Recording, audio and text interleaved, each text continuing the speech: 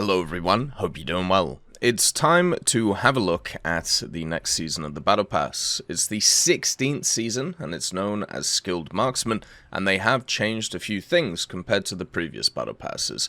Obviously we have some of the vehicles, but not a naval vehicle this time. We'll go through the changes and also everything else in this video, just so you understand what's going on. It is still the same format as the previous Battle Passes, so all you have to do is do logins, do dailies, do specials, and obviously the challenges of the Battle Pass, which don't really look too bad this time, so overall it should be alright. I'll do videos on the challenges, and also at the same time go through all of the new stuff in this one. Let's get into it. So the big change first in this Battle Pass, there is no new Naval Battle Pass vehicle. They are not bringing a unique one in.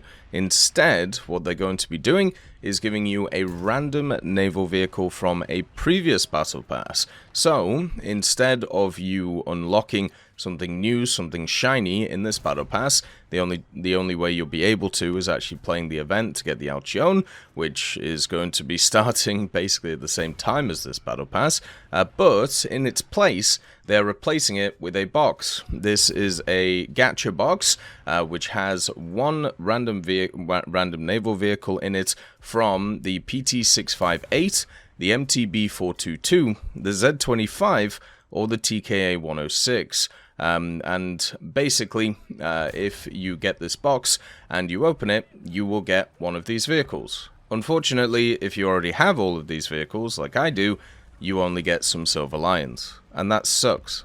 So basically, that's all you get. They have replaced the naval event vehicle with a gacha box, and yeah, you can get a previous event vehicle. My guess is they'll keep this in the rotation, and they'll probably add it in for aviation and ground as well.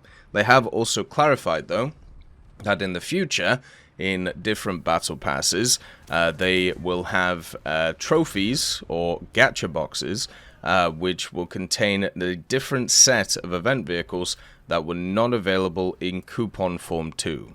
So basically, if there are vehicles which you cannot get on the marketplace or cannot get through other loot boxes, they're going to add to the Battle Pass a loot box which has them in. So there you go. Then that will replace whatever vehicle is around in the Battle Pass. And if you already have the vehicle, you'll just get SL. So for that vehicle trophy, it is at level 38 of the Battle Pass, and you will have to pay for the Battle Pass to get access to it. The next vehicle that is available is at level 51, and it is the free vehicle of the Battle Pass, and it's the PBM-5A Mariner.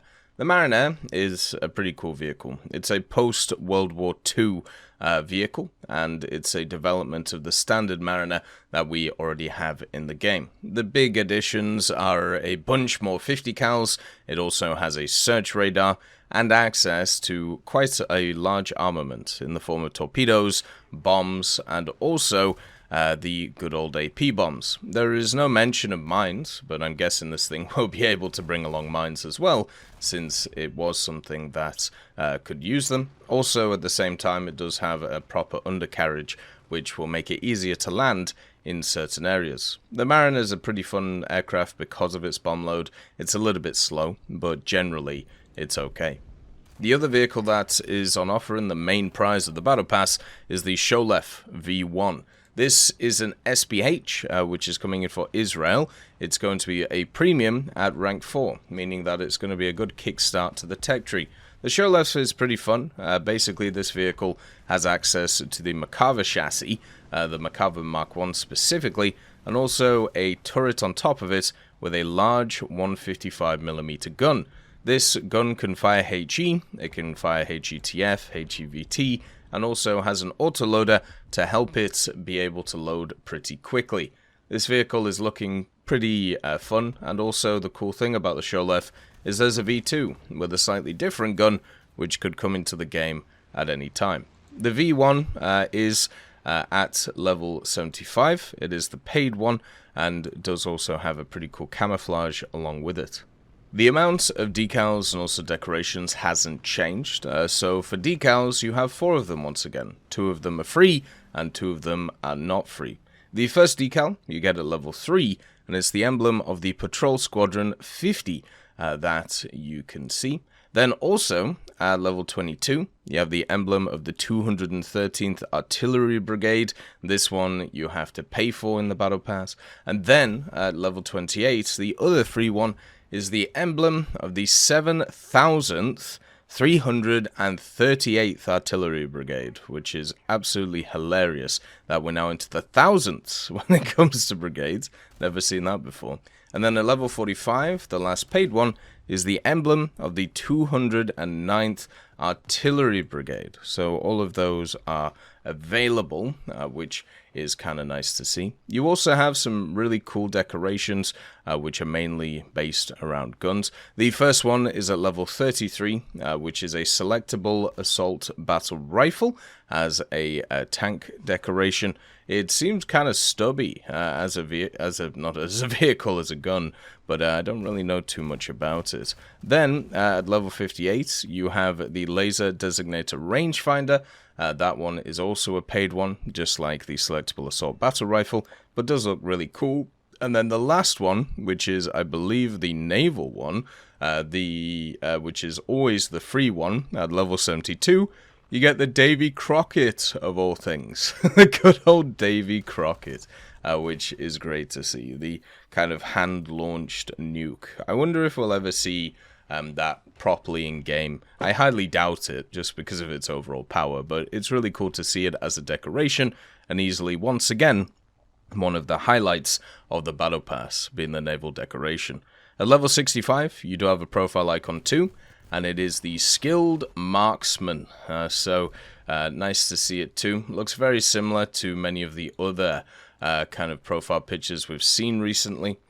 Kind of a very similar design with some random simple AI stuff which has or needs to be touched up. If you want to have a look at something weird, have a look at the lights on this guy's helmet, and they all just look out of kilter and different from each other. It's very odd. So everything else about the Battle Pass is basically the same. With the logins, you get progressively more points the more times that you log in through the season, starting with 1 point and going all the way to 5.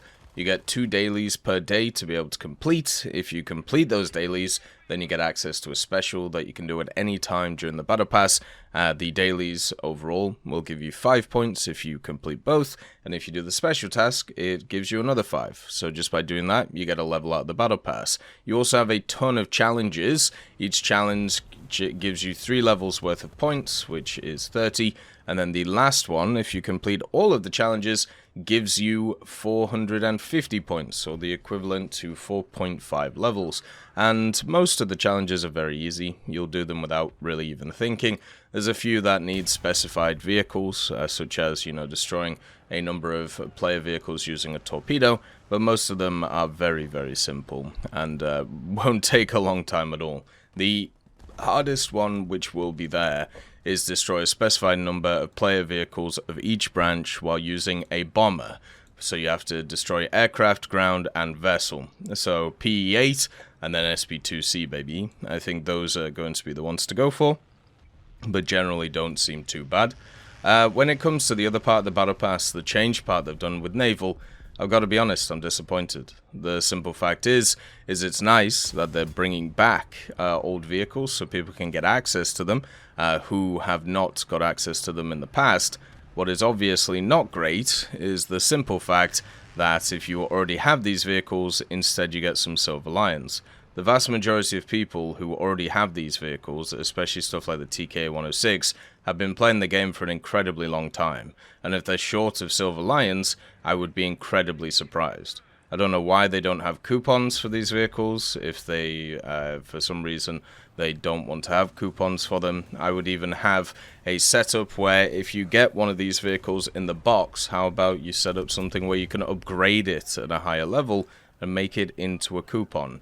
And the fact that even later on, they're going to rotate different Battle Pass trophies that contain a different set of event vehicles that were not available in coupon form 2. I mean, that's great and everything, but it also means once again, we lose another vehicle out of the Battle Pass. This vehicle only has 2 vehicles in it. We started off with 4, and now it's 3. and they're recycling old content instead of bringing it back in a different form, which isn't just a gacha box.